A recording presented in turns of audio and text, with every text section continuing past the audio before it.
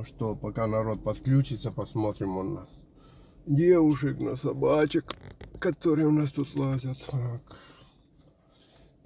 А я здесь попробую что-нибудь загрузить.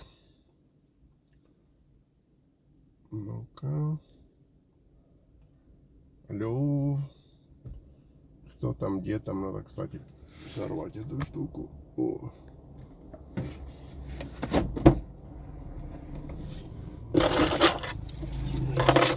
Ключи. Где мой ключ?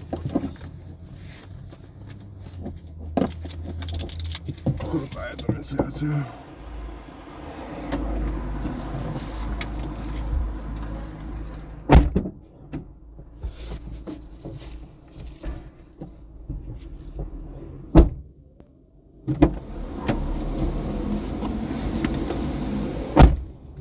О, люди начинают появляться.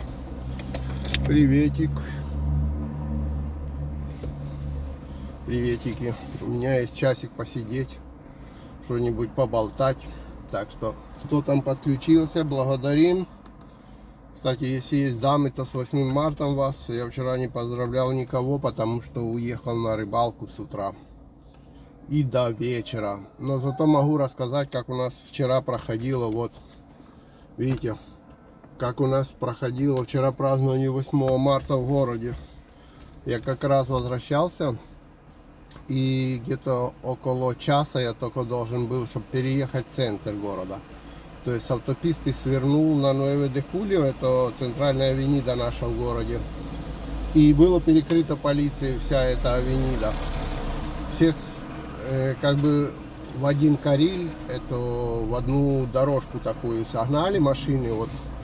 И потом заворачивали в сторону Конгресса. В общем, долго и нудно все топтались, потому что это такая широкая авенида. И плюс еще вечером было уже время, когда люди едут с работы. Все было перекрыто из-за забастовок, манифестаций женщин. Ну, они типа 8 марта у нас так отмечали. Нет бы себе поотмечать, где-то пойти за стол, дома посидеть с друзьями. Они все похватали плакаты, похватали эти самые.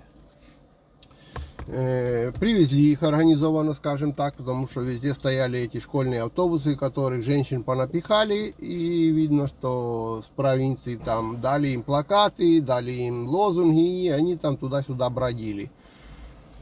И в основную концентрацию сделали около правительственного дома, около Конгресса и около Верховного суда.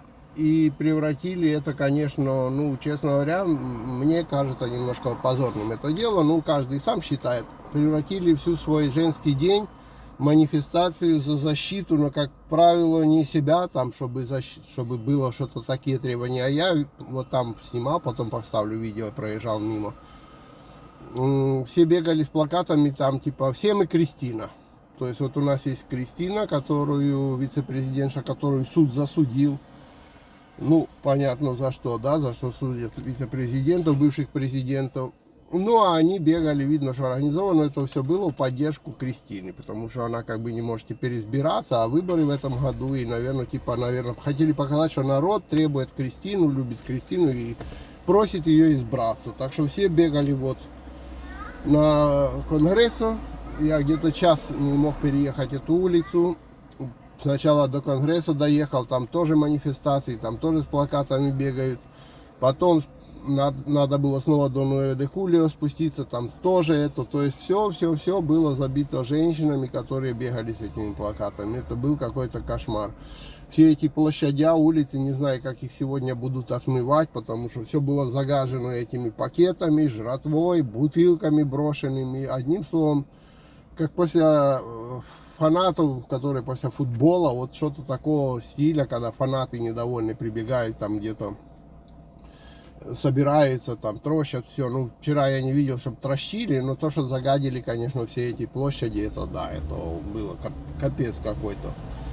И забастовка феминисток, и мобилизация около Конгресса была. Ну, в общем, там было, что хотите, и феминистки, и все подряд там были у нас. Вот, сейчас. Вот. Бегали со всякими плакатами. Вот, смотрите, видите, сегодняшние газеты. Так. Печатают фотографии, как в Аргентине дамы праздновали вчера этот самый. Я же говорю, и бегали все за Кристину Кишнер, и расклеивали ее плакаты, и все остальное, что типа, ну такая она там невиновная, а суды такие плохие, все плохое, кроме невиновной Кристины Кишнер, которую засудили. Вот. Вот, видите, вешали вчера. Вот там. Плакатики такие, ну прямо дама там 18 лет на плакатике. Куда твое дело? Все такие прямо были. В общем, превратили 8 марта в политический акт, скажем так. Так что я вчера пробирался через это все хозяйство машиной где-то около часа, чтобы проехать только микроцентр. Надо было кружлять. А у вас чего новенького? У нас жара еще не закончилась никак. У нас этот самый... Сейчас немножко буду вам и туда показывать, не только говорящую голову. Так, я первый, что ли? Актерская кухня, да. Нет, я был первый. Молодцы, все равно. Приветствую. Кстати, еще в царской России 8 марта так и отмечали. Рабочие женщины выходили на демонстрации. Ну, у нас то попало, выходил, кроме рабочих женщин. Я думаю, рабочие женщины вчера как раз были дома, пытались после работы отдохнуть и отметить что-то дома и все такое, подальше от манифестации. А на манифестации, мне кажется, бегают те, кто получает, ну, во всяком случае, вот так привезенные автобусами с плакатами, это бегают те, кто получает помощь от государства, и они их отрабатывают. А рабочие, как раз женщины, вернулись в семью и дома праздновали. Так, скажите, пожалуйста, шествия подобные с плакатами против власти действуют, есть ли у них смысл в Аргентине? Немного действуют, ну как правило. Я редко видел, которые против правительства. Как правило, у нас такие массовые манифестации организовывает само правительство. То есть вот оно привозит, оплачивает, раздает это все плакаты, и они все бегают и кричат в поддержку правительства. Как правило, это так. Редко были стихийные митинги, которые я видел, что это были стихийные. Это было, когда Де ла Руа улетел на вертолете и больше не вернулся как президент. Тогда было стихийные такие, когда он объявил, типа, чуть ли не стадо де ситио, как это перевести, типа, ну, наподобие комендантского часа, военного положения, что-то такого пытался там. Ну и, в общем, народ там сбунтовал. И когда...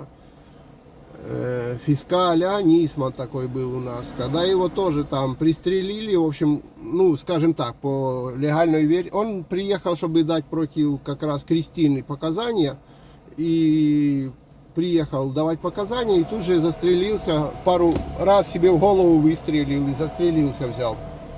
Бросил детей, бросил все, просто приехал дать показания против Кристины, и тут же пару выстрелами себя застрелил. Вот тогда тоже выходили люди как бы так стихийно. Так что бывает. То, что влияет или не влияет, да, влияет. Ну вот же на Де ла Руа повлияло, улетел же на вертолете и больше не вернулся, да, повлияло. Да, влияет, когда были сильные забастовки, что-то они тут, как только пришел Фернандес в президенты, они что-то очень тут приватизировать хотели, не помню, какую-то там эту самую фирму, и там тоже люди поперли против, бо там очень много работало и все, и так, по-моему, не смогли они этого сделать, приватизировать. Так что, в принципе, смысл есть, влияет. Другой вопрос, что это надо сильно раскачать аргентинцев, которые выйдут ни с того ни с сего, сами по себе, именно конкретно бастовать. Они вот организованно привезенные на то, чтобы, ну, как бы, профсоюзами или чем-то другим, там, привезенные на забастовку.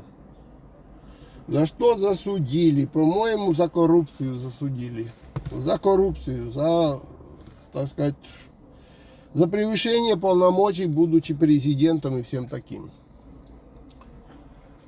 Так, расскажите о себе, откуда родом. Что, познакомиться со мной хотите? Так посмотрите мои видео, я там миллион раз уже о себе рассказывал. Как-никак с 2014 года видео снимаю. Там уже миллион раз рассказано обо мне. У вас есть огнестрельное оружие, насколько просто его иметь, насколько распространено в Аргентине владение оружием. Да, распространено в Аргентине владение оружием. У меня нет оружия, оно мне не нужно. Кому надо, в принципе, он может его купить спокойно. К примеру, надо, по-моему, справку в комиссарию принести, что ты не псих там от врача, и тебе там это выдадут разрешение на покупку оружия. Можешь его иметь. Другой вопрос, что в Аргентине есть очень такие специфические правила владения этим оружием. Не то, что правила, то есть законы. К примеру, вам полезет вор в дом, вы его пристрелите, и вы же и сядете, потому что вы типа применили оружие и по барабану, что вы там, он к вам лез и все такое. Тут как бы можно самому пострадать от того, что ты применил оружие даже в защиту себя или своей семьи. Это очень тут распространено такие случаи. Тут сразу скажут, что это голодный пацан, ему там не хватало на еду, и он полез, чтобы прокормить свою семью, чтобы украсть кусок хлеба. Ну, а ты такой злой дядька взял и пристрелил такого классного парня, с которого бы вырос большой и добрый член общества. Ну, одним словом, тут перетянут на эту сторону. И, конечно, в итоге вы со своим оружием еще и окажетесь как бы за решеткой. Так что я не знаю, стоит ли прямо так уж дико тут вооружаться. Опять же, больше баек насчет всего этого, чем на самом деле оно нужно. Я думаю, что больше половины аргентинцев нет огнестрельного оружия, хотя, я сказал, получить его можно. Это разрешение пойти купить в оружейном магазине себе оружие. То есть ничего сложного именно в том, чтобы его купить, нет. Но нужно ли вам, надо 100 раз подумать, надо ли оно вам или нет. Что конкретно вы из него, ну, как бы вот сможете применить. Зачем оно вам? То есть просто, чтобы иметь, чтобы сказать, вот оно у меня есть. Так. Де профессоры до сих пор практикуется. Да, до сих пор практикуется. Ну, это вообще отдельная история наподобие забастовок учителей. Это я даже что-то удивился, что в этом году их почти не было. Почти не было. Что дети начали учиться без оттяжки на 2 недели и все такое. Как правило, у нас всегда после летних каникул, в феврале месяце, в начале школы наступает вот в марте, всегда как бы учителя начинают бастовать. Вечно начинают рассказывать, что им зарплаты не хватает, что инфляция, что то, что все. Но это каждый год происходит. И вот в этом году не было. Это прямо как что-то ненормальное, что ли, можно сказать. Что прямо вот не отложили на целый месяц, не затянули они начало учебы. Как-то быстренько все у них это прошло. Да, в начале учебного года так и есть. Потом начинает... будут затянут учебный год где-то на месяц, потом начнут им всякие претензии выставлять, что будете учить там в неурочное время детей, что затянут потом окончание года. Но и никогда не видел, чтобы учителя бастовали, к примеру, ну, в каникулы детские. То есть, чтобы они повыходили на улицу, каникулы, когда детей не надо учить, чтобы не затягивать учебный год. Так что вот как раз этим вопросом тоже никогда не встречал. Как правило, на каникулах они хотят отдыхать, они не хотят бастовать. Вот так, народ. А у вас что там новенького? А то у нас, как правило, вчера ничего пока такого супер-пупер, ничего не случается. Даже вот мирно все пошли в школу. Смотрю, еду на улицах, конечно, стало много машин, снова негде остановиться, надо искать, где постоять. Утром все в белых халатиках ведут своих детей в этот самый, в садики и в школы. Много русскоязычных, но это я уже рассказывал. То есть вчера ехал, видел, как... И, кстати, отличаются. Вчера вот 8 марта наши бегали с плакатами, там бастовали, все, и там 2 квартала отъехал, смотрю, переходят дорогу, так сказать, на каблучках, в длинных вечерних платьях, куда-то идут, сразу видно, что народ идет куда-то праздновать втихаря забастовки свое 8 марта. Так что такие вот наши дела. Вчера ездил на рыбалку. Видео потом поставлю такое смешанное, не то что прямо рыбальское, на этом нет, на рыбальское будет на испанском канале. Вот. Повеселились. Вчера ездили на лодке, ездили пробовать поймать богу, и как назло, вот она вчера не клевала. А что самое смешное получилось во вчерашней рыбалке, это то, что парень, который имеет лодку, который, ну, как бы, у нас называется гия де песка. Гия де песка, это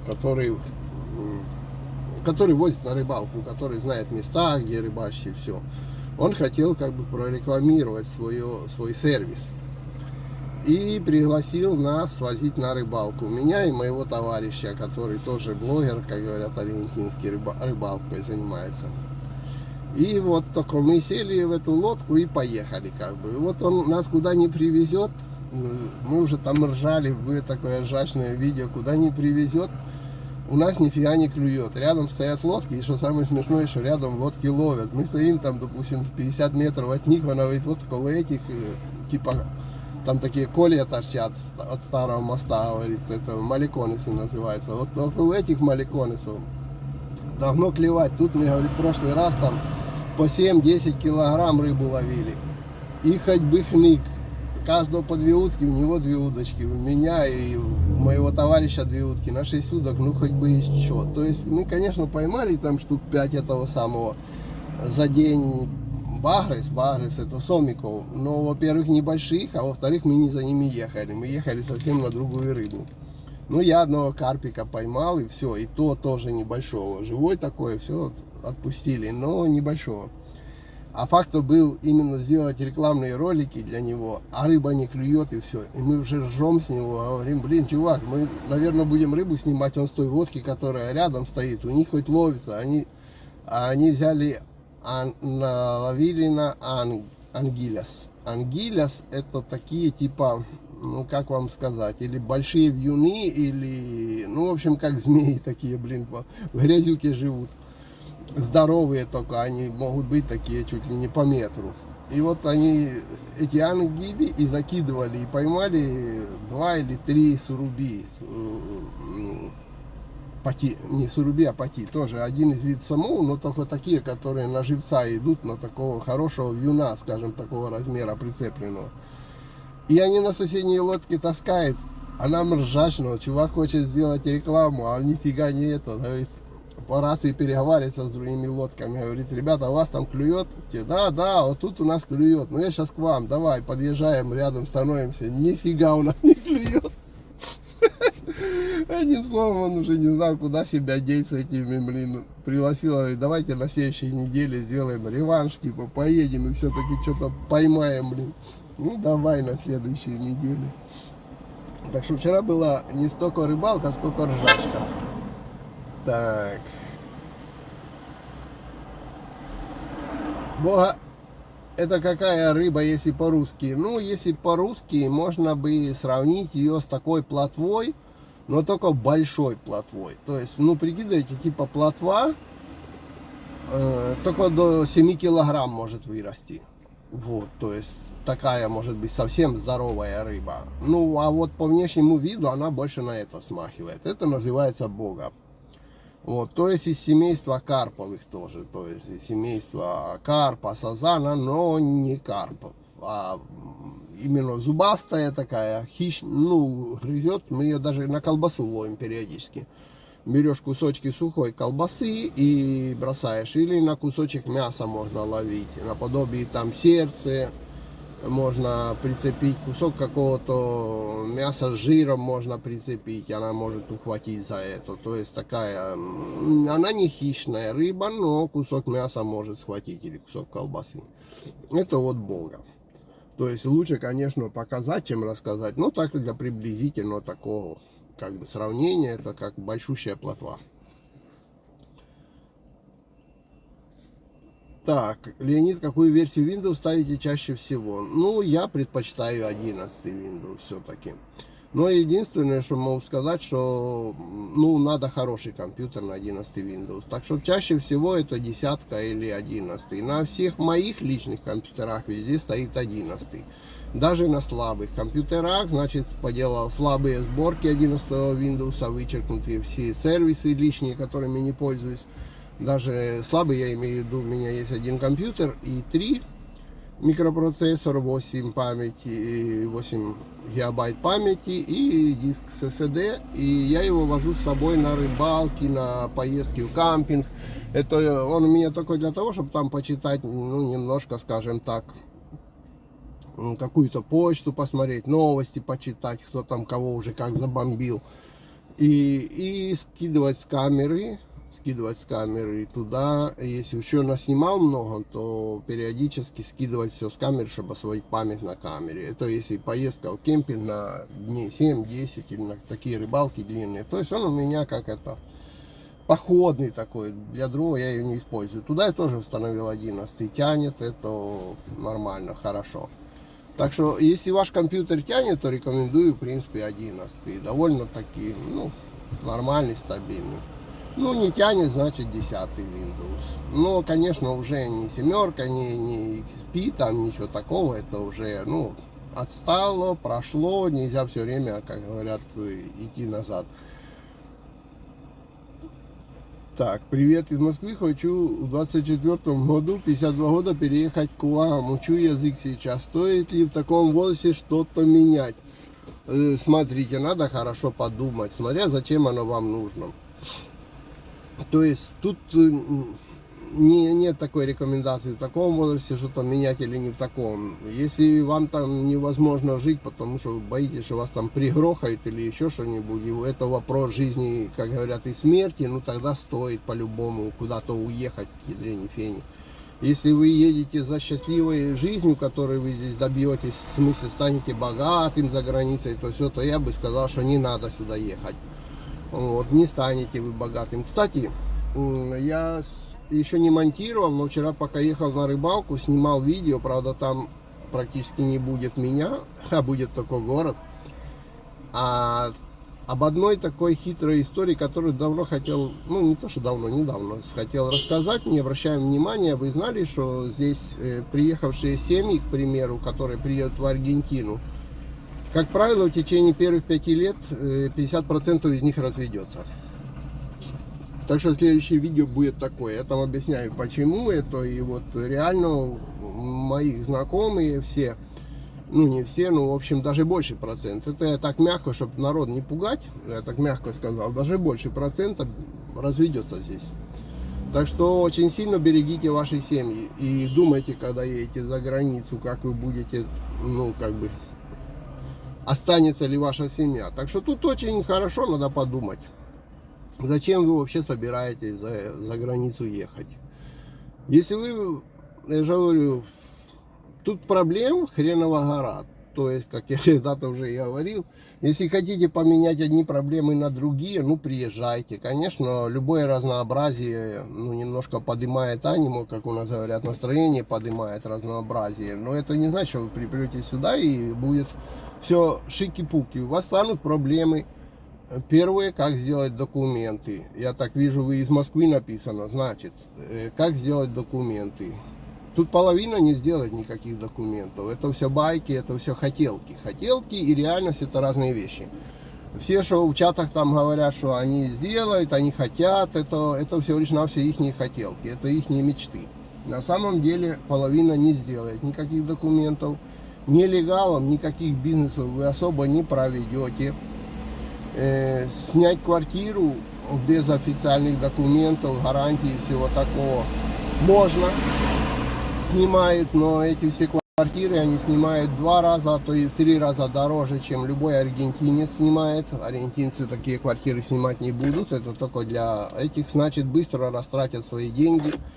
Заработать, именно работая здесь, если у вас нет уже наворованных денег, которые вы будете только пользовать, или у вас там, не знаю, бизнеса какие-то интернетовские, которые вы будете управлять своими импрессами через интернет, то здесь вы ничего не заработаете. Если вы и заработаете, реально, это я говорю про 80% народа приехавшего. 20, конечно, просто привезут с собой деньги, да и все. А вот 80%, которые захотят заработать, они будут зарабатывать только на то, чтобы прожить. То есть у них не будет ни на отложить, ничего такого, ни на путешествие. Так что, если нет угрозы жизни, я бы реально посоветовал очень сильно подумать, нафига оно вообще вам надо. Вот. А возраст это, конечно, все по, ну как бы, если делать то, что вот мне 52 года, это ничего такого в этом вообще нет. Есть люди, которые в 40 лет развалены развалинами и уже в 42 года спились и, померли.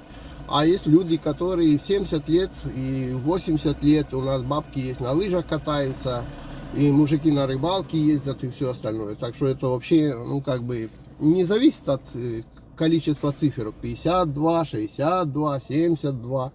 Мне тоже за 60. И что? Что-то меняет.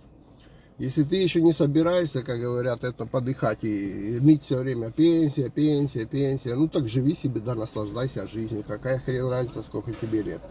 А если, конечно, там уже в 40 загнуться можно, это вообще не показатель, сколько лет, считаю. Так что подумайте хорошо. Подумайте о том, что именно в Аргентине богатыми основная масса не станет. Я имею в виду на заработках в Аргентине.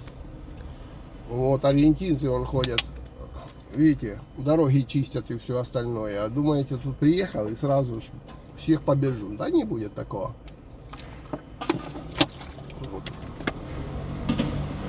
Так что, если сильно нужно, то стоит, конечно, менять. Если это просто для эмоций поменять одни на другие, то лучше туристам приехать. Оля Тодос, Серхио, Оля Серхио. Владимир Москаленко, а нам Путин разве даст нормально жить? Мне 51, и я ставлю по-любому, свалю по-любому. Ну вот. То есть я же говорю, если человек не за богатством едет, а просто чтобы, ну, как бы, мало ли, у каждого свои причины, ну тогда стоит ехать, езжайте. Так, добрый день, Леонид. У вас тонированные стекла на машинах. Как в Аргентине по автостеклам? Никак. У нас разрешено тонировать стекла. У нас, ну, я понимаю, что некоторым дико видеть тонированные стекла, но у нас во всей Аргентине тонированные стекла. У нас это не запрещено. Тонируй себе и хорошо. А то едешь, обгораешь, вот рука обгорает от солнца, если не тонированные. Просто в машине неприятно ездить, когда не тонированные стекла. Ну, понятно, переднее стекло не тонируешь, а все остальные, да, тонированные. У нас это разрешено официально. Никто на это вообще, ГИБДД, как вы называете, не обращает внимания, потому что это не запрещено делать. Соответственно, им по барабану, как у вас тонированные стекла. Так. Точно сейчас в России жить, потому хочу переехать. Участок можно купить 10 тысяч долларов? Смотрите, можно. Другой вопрос, где? Это Аргентина такая же страна, скажем, как и Украина, как и Россия. Есть крупные города, есть где люди кучкуются, есть мелкие города, где в основном, допустим, живут с туризма, то есть приезжают, уезжают, там уже цены другие совершенно. Есть вообще захудалые места, где, ну, как бы, там все очень дешево, и, но захочешь ли ты там жить, вот в чем прикол.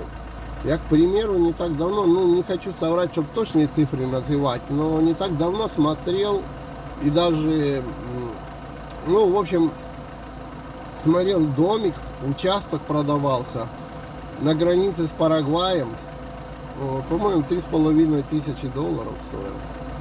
И даже такая мысля грешная посещала, может купить его, пускай будет как рыбальский домик, типа там поехал, пожил какой-то период, там, к примеру, рыбку порыбачил, bo там на границе с Парагваем как раз река вот протекает наша Парана, и там, ну, тропические рыбы, здоровенные самы и все такое. Думаешь, какой бы он ни был, но ты там поживешь немножко, какую-то недельку посидишь, потом сюда вернешься, ну, то есть даже для этих целей. Как говорят, как охотничий домик на выезде, как дачка. Но с другой стороны, блин, Это в Миссионесе. Миссионес отсюда, это, по-моему, около 3000 километров. Блин, хороший себе рыбальский домик за 3000 километров. А во-вторых, я потом как посмотрел, какая там развалина, какие там участок с этими всякими змейками, блин, паучками, скорпиончиками. И вообще, как этот поселок выглядит, типа как задрыпана какая-то вижа, то ты за 3500 не захочешь его заиметь. Так что да, если за 10 тысяч, можно, конечно, почему нет. Просто вот другой вопрос, если вы скажете, я хочу за 10 тысяч квартиру в Буэнос-Айресе купить, то вы не купите, надо готовить 150 тысяч долларов, чтобы купить квартиру в Буэнос-Айресе. Если вы хотите в Мар-дель-Плате купить квартиру, вам надо от 50 до 80 тысяч долларов. А если вы хотите купить такой участок, где я рассказывал, так, пожалуйста, вам еще и останутся деньги. Можете купить за 3,5. Но я думаю, это туда будет прятаться скоро, как говорят некоторые люди с правительства, которых потом будут по всему миру искать. Вот они будут в таких домиках там сидеть где-то между этими скорпиончиками, куда нормальный человек носа не покажет. Вот. Или тут у нас пещер много в этом Барилоче. Там можно прятаться. Так что можно, конечно.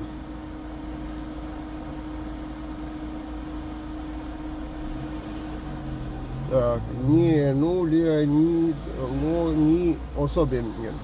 Я не понял. Como trata el calor? Está matando como a todos calor.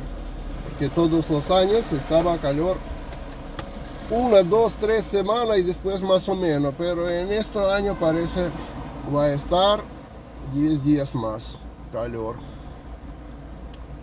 Спрашивает человек, как мы относимся к жаре. Да как можно к жаре относиться? Вот, жара, кстати, невероятная в этом году. То есть такая жара, это не есть что-то сверхъестественное в Аргентине, в Буэнос-Айресе. Просто другой вопрос, сколько эта жара продлилась. У нас раньше было там, допустим, 2 недели, 3 недели, а потом более-менее равномерная до 30 градусов температура. Здесь же жара пока стоит, вот как стало перед Новым годом, вот так вот и стоит. По-моему, похолодание было 1-2 дня за 3 месяца. И пока что обещают дней 10 вперед еще. Будет и 35, и 36, и 37.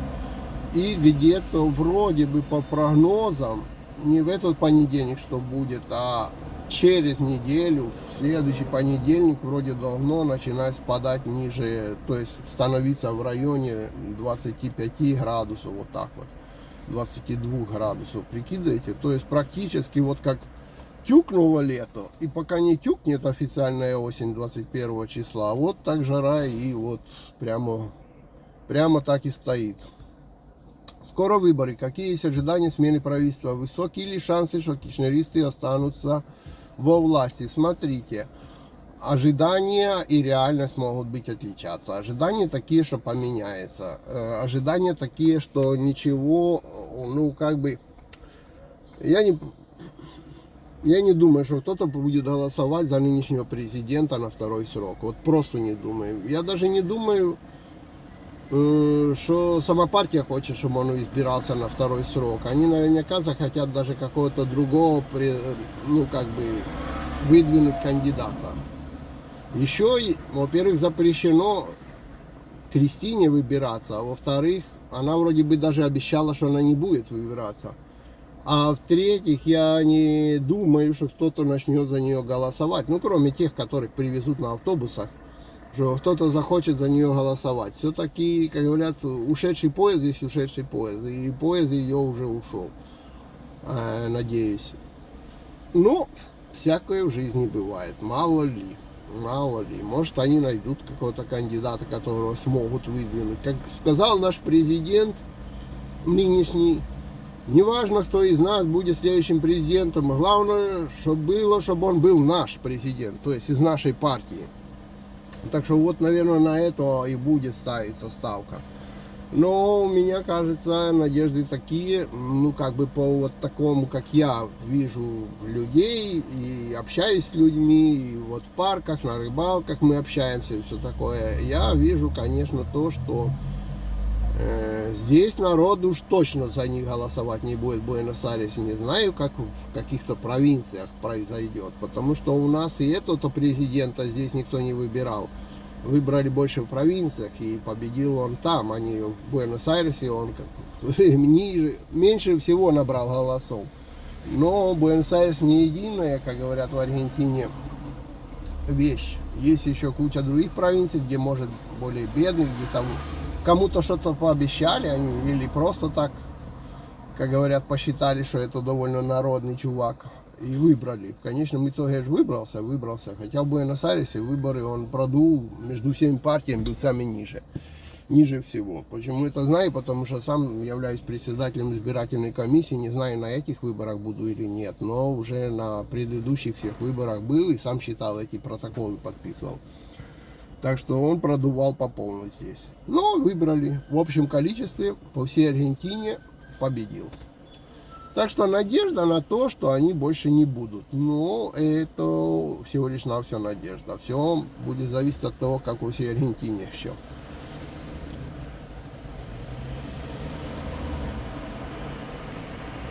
Так, у меня такое чувство, что кишнеристы снова останутся у власти. Но у меня лично такое чувство, что не останутся.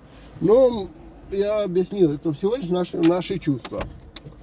В всяком случае, если это брать по настроению города Буэнос-Айрес, хоть это и большущий город, и все, и капиталь, федераль, то не останутся здесь. Но есть же не только этот город. А вот как пойдут другие провинции, как проголосует провинция Буэнос-Айрес, это уже другое дело.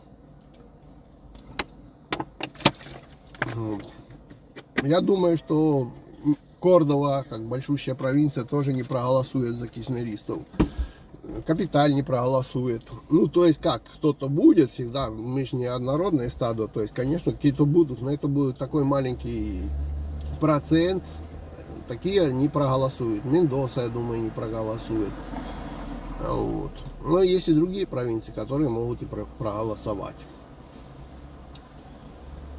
В каком возрасте вы сможете выйти на пенсию и на сколько рассчитываете? Смотрите, вот вы можете не верить мне, это даже я бы и сам не сильно верил, но вопрос в том, что я вообще не думаю нафиг о пенсии. Вот просто тупо не думаю, когда я выйду на пенсию, на что я там буду рассчитывать. Вот как-то мне, вот этот вопрос вообще не заходит и неинтересный полностью. Ну вот неинтересный. Ну буду немощным каким-то, ну тогда и буду про это думать. Пока что у меня еще куча есть дел, которые мне надо сделать. Мне вообще нафиг не до этой пенсии пока. Я хочу еще, свои дела делать, жить активной жизнью и не ныть, и не думать, и не забивать себе даже башку про эту пенсию. Буду немощным. Буду думать, что мне уже не на что больше жить, как на пенсии, ну тогда и буду решать этот вопрос. Сейчас даже не рассчитываю, насколько вы рассчитываете, там не рассчитываю, вообще не рассчитываю на пенсию. Не интересен пока для меня этот вопрос. Так, сколько будут стоить услуги местного адвоката за помощь легализации через гражданское законодательство? Во-первых, я не адвокат, это вам надо в чатиках всяких поспрашивать. Во-вторых, какую помощь может оказать адвокат в легализации? Никакой. Вы знаете или нет, я много раз рассказывал, что гражданство Аргентины дело персональное и запрещено по законодательству какому-либо адвокату помогать в этом вопросе. Если вам кто-то из адвокатов говорит, что он вам будет помогать делать гражданство, это вас просто разводит на бабло, никто вам ничего помогать не будет. Он туда носа не покажет никакой адвокат к суде, который решает ваши вопросы по легализации, по гражданству. Так что это обычный тупой развод. Вот. Так что, ребята, сколько адвокаты берут? Если вам просто там, для того, чтобы он с вами кто-то походил, там, так у нас помогаторов тут хватает, между приехавшими на 2 месяца раньше вас, тут куча помогаторов, им же больше, особо негде зарабатывать, а делать что-то надо. Они с вами будут ходить, показывать, куда отнести, они типа уже отнесли туда документы, теперь они возьмут за ручку вас и тоже сводят туда, куда они отнесли, но только за это возьмут деньги. Если у вас не хватает самому посмотреть видео, почитать и перевести гуглем сайты правительственные, прочитать все и разобраться, то, конечно, вам нужен, этот поводырь, который вас будет водить и за вас говорить. Для этого и есть, вот именно мы их называем так, помогаторы. Это те люди, которые уже туда ходили. То есть они пока вот, потом они еще куда-то сходят и уже будут знать, куда ходить, они вас туда потом поведут. А потом, когда вы уже пройдет 3, 4, 5 месяцев, вы уже будете знать, куда вас водили, вы будете отобьете эти бабки, вы станете тоже помогатором для тех, кто приедет после вас. Будете их водить туда, куда вас водили. И так называется кругооборот денег в природе. Ну там не денег, но такой же кругооборот. Типа ты дал кому-то, потом тебе кто-то дал, и так оно крутится. Так.